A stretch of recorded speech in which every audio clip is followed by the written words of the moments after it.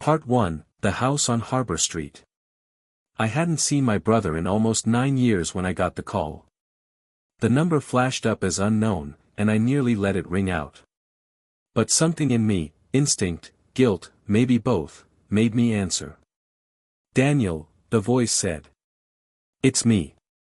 There was only one person who ever called me that anymore. "Eli." A pause. "Then, I need your help." We were never close, not in the way brothers are supposed to be.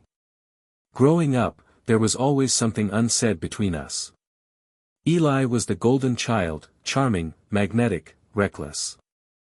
I was the quiet one, the one who cleaned up his messes without being asked. But this time, it wasn't a mess he wanted cleaned. Not exactly. "She's gone," he said. "Emma. His wife. The girl I should have married." I arrived at the house on Harbor Street the next day. It was raining, of course, the kind of soft, persistent rain that soaks through your clothes and lingers on your skin. Eli answered the door looking 10 years older than he should. Hair longer. Eyes duller. "She left 2 nights ago," he said, ushering me inside. No note. No suitcase. Just, gone. I stood in their living room, trying to piece things together. The house smelled like lilacs, her favorite. Her slippers were still by the couch. Her tea mug on the windowsill. Nothing looked disturbed. "Have you called the police?" He hesitated. "She's left before. Always came back. And this time? She didn't take her car. Or her wallet." We both knew that didn't feel like Emma. I hadn't spoken to her in years, not since the wedding, a wedding I attended more out of obligation than support. We hadn't even exchanged words that day. But I remembered how she looked in that moment, radiant and unreachable, like the sun setting over something you were never meant to touch. That night, I stayed in the guest room.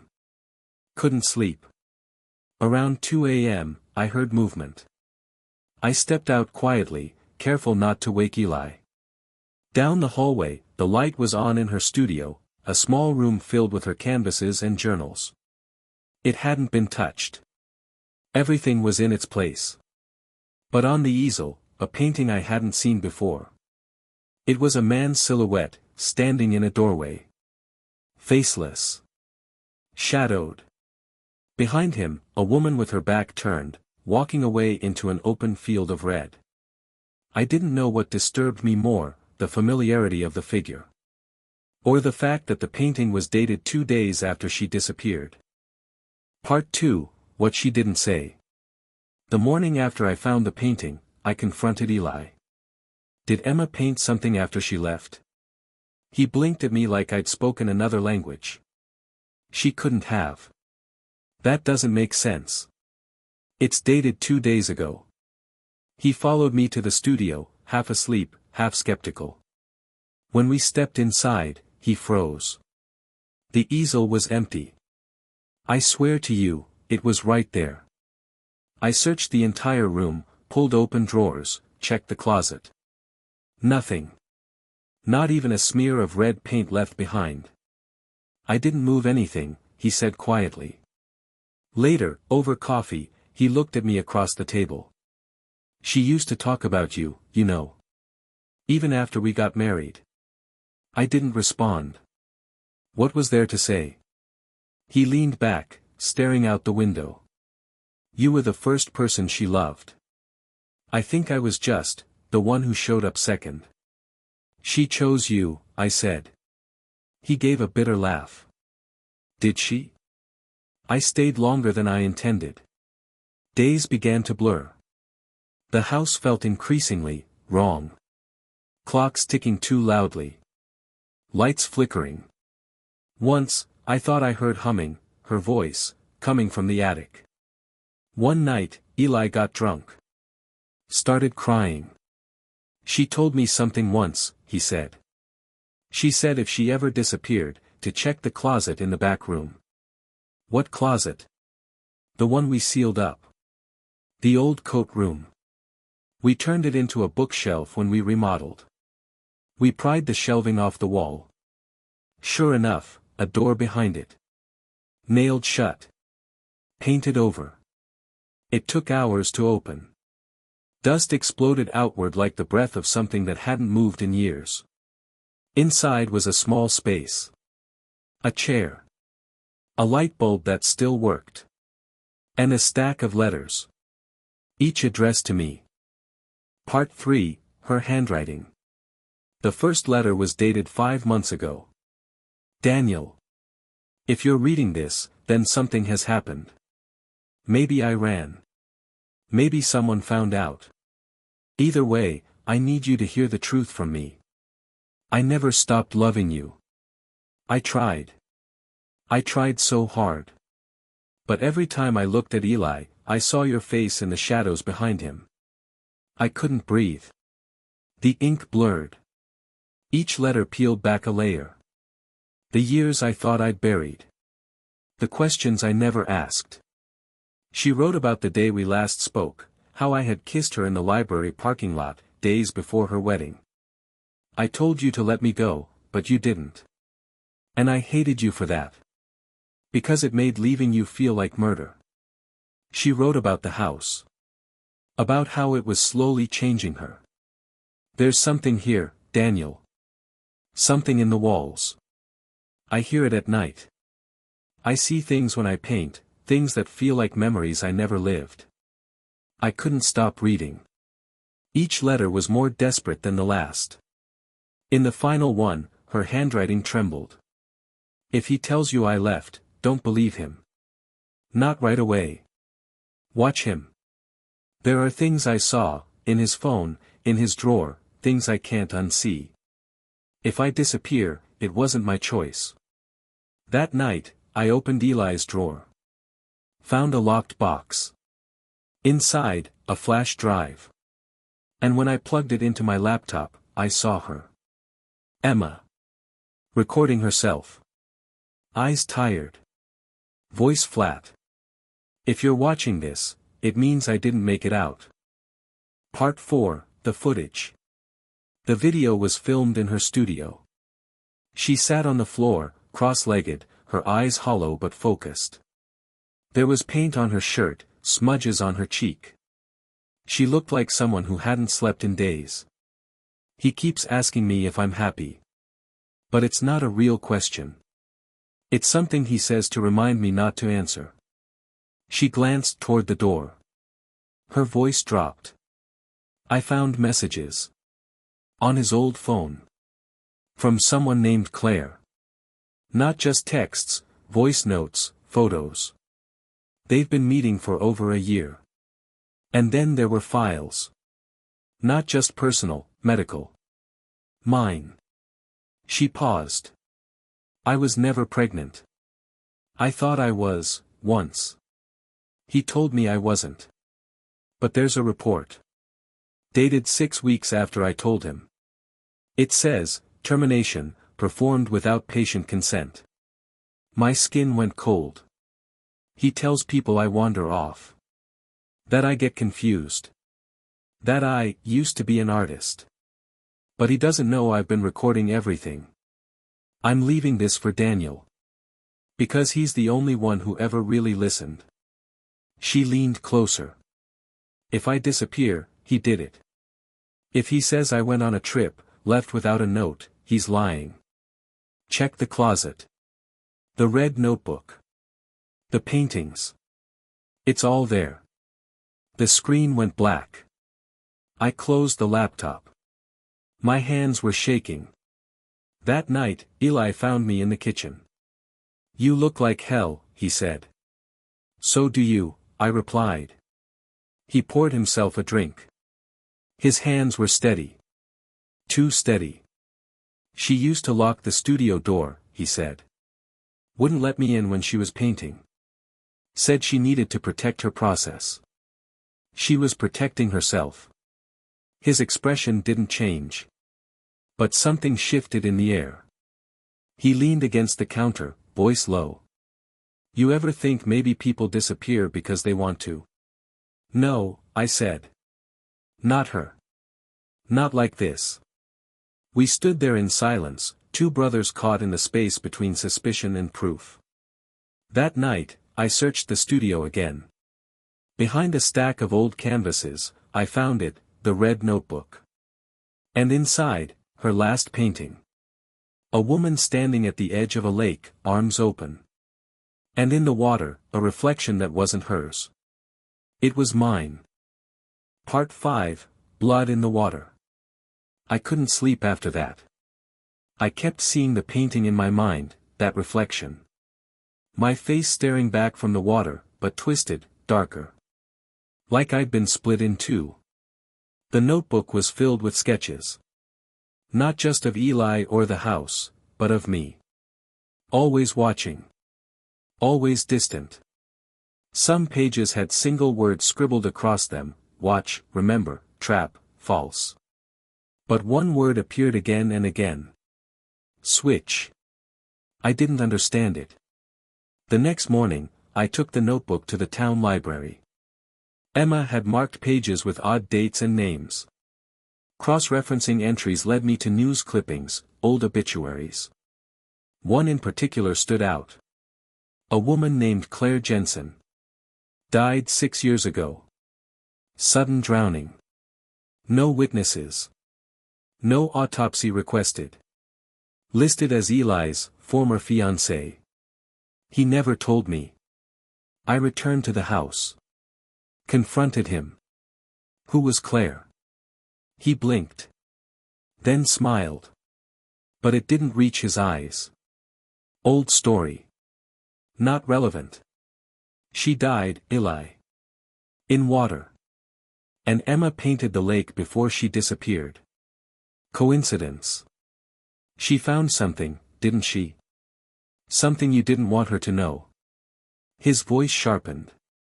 What exactly are you accusing me of? I don't know yet. He stepped closer, lowering his voice.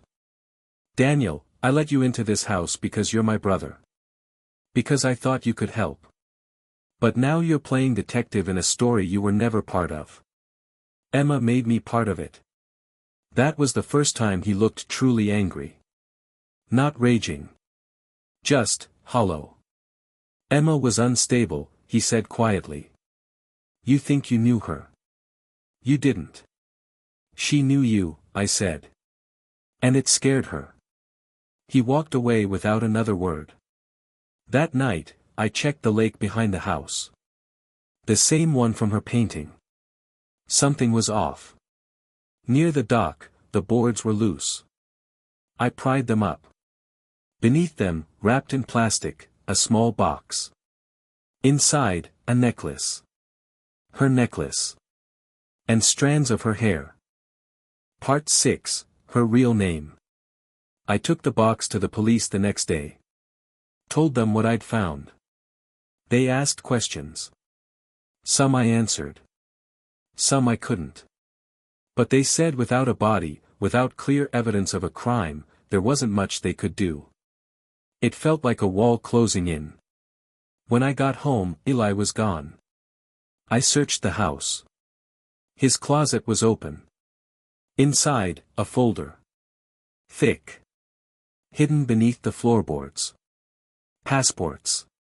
Photos. Documents I didn't understand. And one license.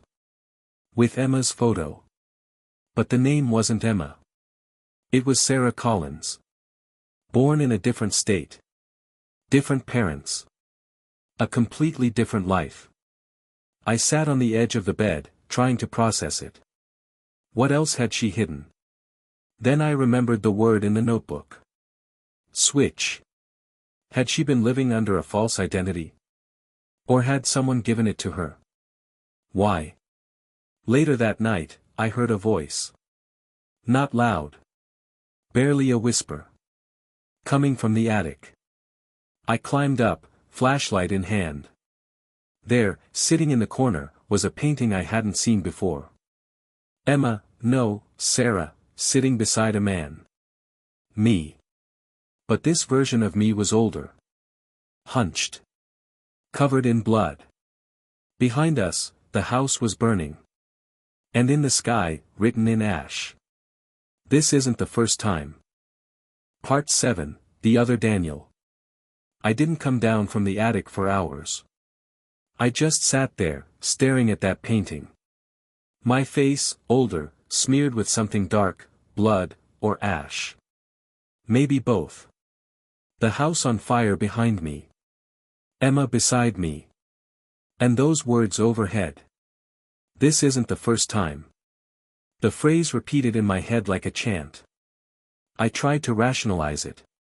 Maybe she was just unraveling, painting metaphors. Maybe the hidden name, the passports, the messages, maybe it was all trauma, not conspiracy. But deep down, I didn't believe that. And then I remembered something she once told me. Years ago. Back when we were still real. We were walking by the river, early autumn. She had just moved into the city, and I was still pretending I didn't love her. You ever feel like you've been here before? She asked. I laughed. What, like déjà vu? No. Like, this. This moment. You and me. Like it already happened once, and it didn't end well. I told her she was being dramatic. She smiled, but there was something behind it, something tight. Like she was waiting for me to remember something I never knew. And now, in the attic, that memory crawled back with new weight. What if she wasn't being metaphorical? What if Emma, Sarah, knew something? I took the folder of identities, the flash drive, and her last notebook, and drove 3 towns over to someone I hadn't spoken to in over a decade. My old college friend, Aaron. Now a forensic analyst. He owed me a favor. He scanned everything. Said he'd call the next day. I barely made it back home before midnight. The house was dark. Eli wasn't there. But the studio door was open. A single lamp on. A new canvas on the easel. It was Emma again. This time standing between 2 versions of me. One kind. Open-faced. The other, darker. Smiling. Above the painting, a date was scratched into the wood. October 9th. Tomorrow. My birthday. And in the corner, in red. Only one of you walks out. Part 8, The Fire She Left Behind. I didn't sleep that night. I sat in the living room with the painting, the house groaning around me like it knew its time was up. Just after 3 a.m., Aaron called. His voice was low. Urgent. Daniel, these documents aren't just fake. They're connected. To what? To a government identity change program. One that was shut down in the 90s. Witness relocation, experimental psychological treatment for trauma victims. It was off the books. No oversight. I gripped the phone. She wasn't hiding, I said. She was placed. Aaron hesitated. And there's more. The name Emma Carlson doesn't just belong to her. It belonged to someone else too. Someone who died in 2006. Same age. Same birth date. Same face. I nearly dropped the phone. What are you saying? I don't know. But whoever your brother married, she was chosen for him. Or he was chosen for her. The line cut out. A moment later, the front door creaked open. Eli walked in, soaked in sweat. Mud on his boots. He looked at me. Something in his expression had changed. I know you've been digging, he said.